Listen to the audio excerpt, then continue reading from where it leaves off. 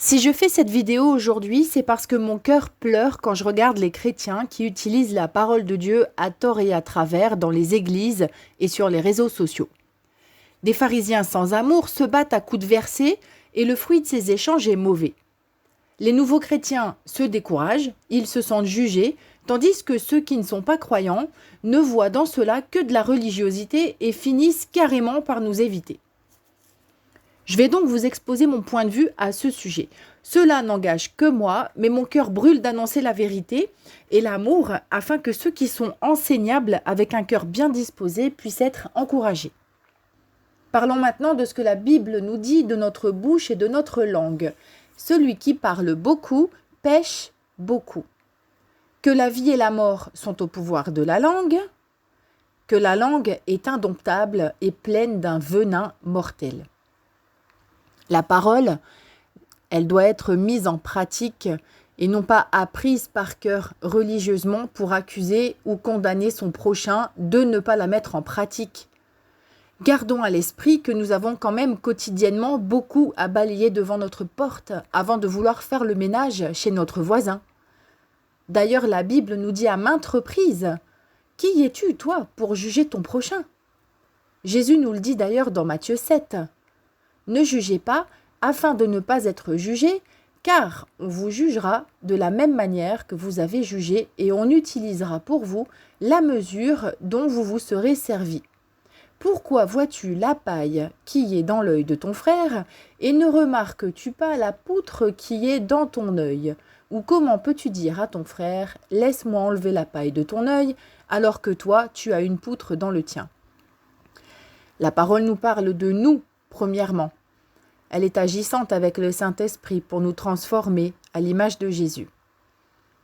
Cette parole doit être utilisée pour exhorter, réconforter, réconcilier, relever, reconstruire, pardonner, délivrer, guérir, et non pour justifier le jugement que nous portons sur notre prochain. Oui, il faut reprendre son prochain, c'est vrai, quand il pêche, mais dans le cadre d'une relation de confiance et dans l'esprit, dans l'amour. Lorsque notre propre cœur est blessé et ou souillé par l'amertume, il vaut mieux se taire. Car si le fond de notre cœur est en attente de sa propre justice, la parole utilisée deviendra une lettre qui tue, sans l'esprit qui vivifie, qui motive à l'amour et au pardon.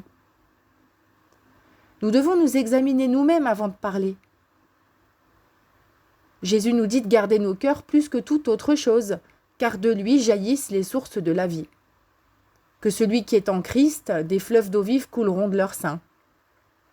En effet, si notre cœur est troublé, les eaux qui couleront alors de notre sein seront amères et notre témoignage mauvais, et nous serons des religieux sans amour.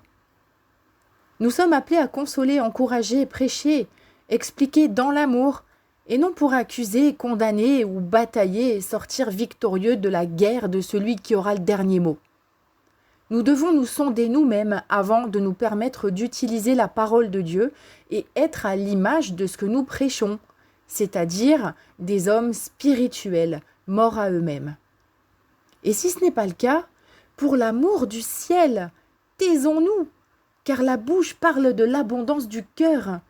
Examinons nous-mêmes pour savoir si nous sommes dans la foi.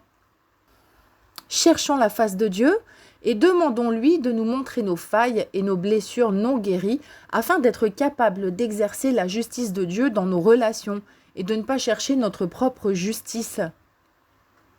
Dans la première lettre aux Corinthiens, Paul nous dit qu'il pourrait avoir toute la connaissance de Dieu, tous les dons, qu'il pourrait même tout donner aux pauvres jusqu'à sa propre vie.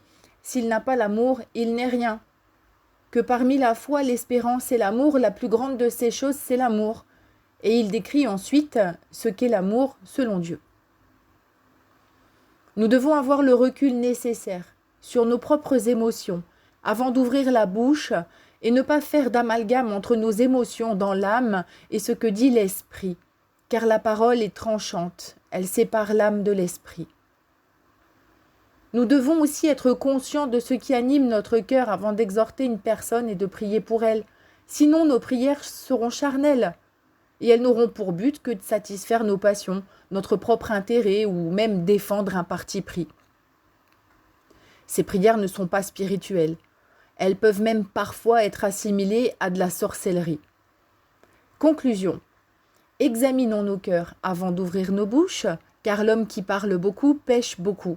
Soyons humbles, remplis d'amour et de sagesse. La parole est une arme puissante si elle est bien utilisée contre l'ennemi de nos âmes et les puissances des ténèbres. Mais nous n'avons pas à lutter contre la chair et le sang, mais contre les esprits méchants.